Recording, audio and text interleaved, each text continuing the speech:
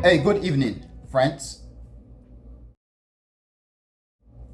Today, my friends, is Wednesday, July the 1st, 2026. And the time now is 7:37 p.m.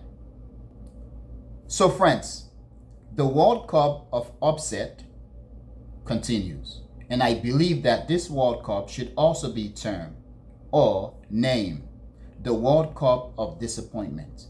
And this is because we've seen lots of upsets, lots of disappointments, lots of surprises, and so on and so on and so on. And I do believe that for us Africans, for many of us Africans, it is right now probably much so the World Cup of upset or the World Cup of disappointment. Perhaps this is also the case that within the past 24 to 48 hours, about 3 African teams were knocked out of the World Cup. 2 of which are very much top teams, okay? 2 of Africa's top teams or Africa's strongest teams. These are Ivory Coast and now Senegal. Earlier today, the DRC Congo or DR Congo got eliminated. Friends, I am taking nothing away from the DR Congo. Perhaps. And friends, once again, I am taking nothing away from the DRC Congo. And this is because if the DRC Congo made it to the World Cup, which they deserve to be in, automatically they became one of Africa's top teams. Now, Senegal was defeated by Norway. And just today, I watched 2 interesting games. The first game being the game between England and Congo, the DR Congo. It is very interesting, man. The DR Congo was very good, but something I am noticing about African countries or teams. They are timid.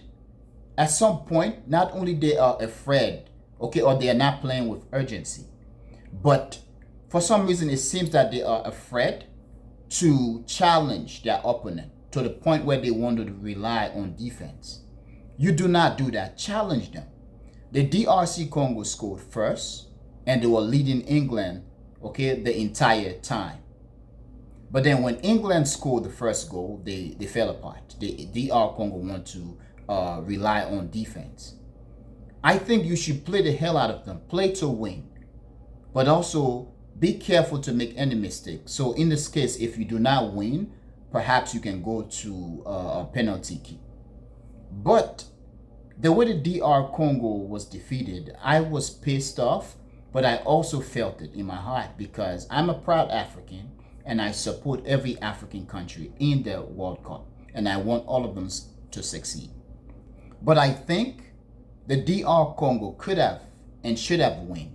Yes, we can say that on paper, England had the best team on paper. But DR Congo played with heart, they played with strategy, they played with tactic, and they played with physicality with their skills. They had talent. DRC Congo played with talent. DRC Congo played with heart. They played with strategy, tactic, talent, and so on. Yes, we can say that England has the best players on paper. However, when the way DRC played England, let's say within the first 60 minutes or so, or 70 minutes of the game, even their top players couldn't do anything. The top players were seized. Kane and all those guys, Bellingham, none of them could do anything. DRC Congo had the defense, and their goalkeeper was just amazing. And this perhaps is something that we need to look at. I don't know where the hell African goalkeepers are coming from, but African goalkeepers are the best in this World Cup. Like, these guys are non-human. DRC Congo's goalkeeper was so amazing. Perhaps if he hadn't been the goalkeeper in every game they played, they would have lost, okay, these games. They would have lost these games 300-0. And they could have, but the goalkeeper was an amazing goalkeeper. Yes, even though he conceded 2 goals, and those 2 goals were just defensive blunder, stupidity. And this has been the trend for African countries. They've been doing lots of stupid things in terms of conceding goals. And friends, this was also the case, I believe, for Senegal. Now friends, I'm going to talk about Senegal. When DRC Congo lost to England, I began to place my bet and my hope on Senegal because I thought Senegal would have basically carried the banner for Africa. Perhaps now Morocco, Egypt, Ghana, okay, Cape Verde are the ones remaining to carry the banner for Africa. But Senegal scored 2 goals in the first half. Senegal led the game 2-0 until the 75th or so minute of the game. Senegal conceded 1 goal. So this happened when Lukaku got put in the game by Belgium, which perhaps if you're Belgium, you realize that you made a big mistake. Yes, perhaps it was a strategy to keep him on the bench. But had you put him in the game earlier, perhaps Belgium would have scored 2 goals earlier and smooth sailed itself to the end of the game. But when Lukaku got put into the game, it seems the Congolese defense basically fell apart. They seems to be afraid. Yes, Lukaku is a dangerous player. Put 1 or 2 men on him. Okay, play the hell out of him. Do not be frightened because this one good player got put in the game. Yes, you've played about 75 minutes. You've realized that you basically shut down the entire Belgian team. Play that one man, but do not play him to the point where you do something stupid. And this, I believe, okay, like for example, this first goal that Belgium scored by Lukaku, that was not defensive blunder. Lukaku was just good, and he has body and he knows how to use his body. But the second goal, this was the goalkeeper blunder. The goalkeeper basically left the goal to basically punch the ball, and he missed the ball. And the Belgian basically player headbutt the ball into the goal. Basically, Belgium equalized. And after that, Senegal fell apart. So I think perhaps Senegal need to go home and basically examine themselves, okay, evaluate their performance, see what they did well and what they could have done better. In terms of the defense, Senegal, for the first 75 minutes of the game, Senegal did an amazing thing. They basically held the Belgium to nothing. I remember, just like the DRC Congo's game, within the first 60 minutes, I really thought DRC Congo was going to win. And I immediately began to write the information for my thumbnail for the video. And the same thing, when I thought Senegal was going to win, I immediately wrote down the information for my thumbnail. But then Belgium scored their first goal and then they equalized. And right now I am heartbroken as an African, and I'm sure that a lot of Africans are feeling the same way. We are heartbroken. And not only that Senegal lost, but the way Senegal lost this game. Senegal led throughout the entire game and then let the Belgian come back from behind and basically beating them 3-2.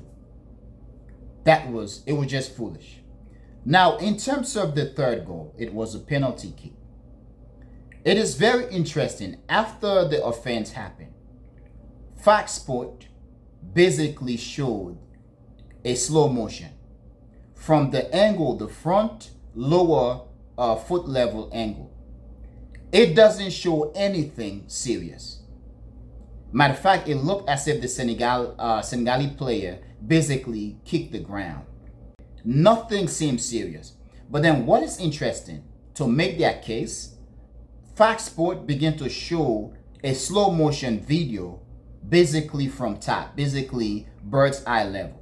From that level, what you can see was Senegalese player kicking the Belgian striker. So this whole World Cup seems very suspicious. Something very strange is happening because Fox Sports shows one angle which doesn't show anything, but then they show another angle which basically seems to be convincing, to convince everyone that a penalty offense took place. But it was just a sad thing for Senegal, and I believe for the rest of Africa, the way they lose. However, friends, if you look at the entire match, for the first 80 minutes of the match, I would say that Senegal was the better team. Yes, just like I've been seeing from many African countries, they have not been able to finish. But Senegal was the better team. They had the talent, the physicality, and they had everything going on for them. But at the end, they fell apart because of one man coming into the game, changing the game. So friends, please tell me what you think. And I really, friends, I really want to know what you think. However, friends, I am going to end here. I want to thank you for being a member of the Echoing Voice community, my friends. But most especially and most importantly, or most important, my friends, I want to thank you a lot for watching the Echoing Voice. Peace, my friends. Peace.